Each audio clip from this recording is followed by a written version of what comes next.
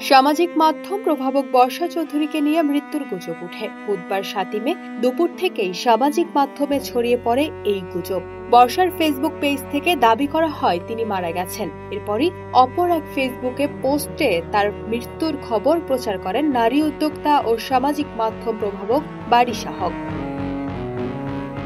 দ্রুত সেই খবর ছড়িয়ে পড়ে, সবাই তার মৃত্যু নিয়ে সামাজিক মাধ্যমে সরব হয়ে ওঠে।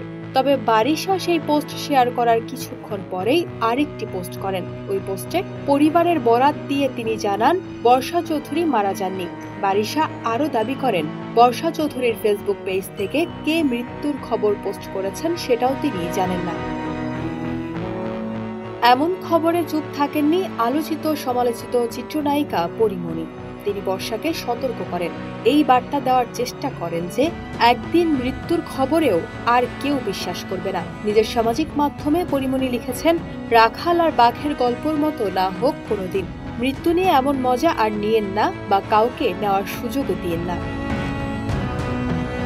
ডিয়ার বর্ষা চৌধুরী, যেদিন সত্যি আপনি চলে যাবেন সেদিন আপনার জন্য শোক প্রকাশের জায়গাটা রাখেন, অন্তত জীবন সুন্দর হোক।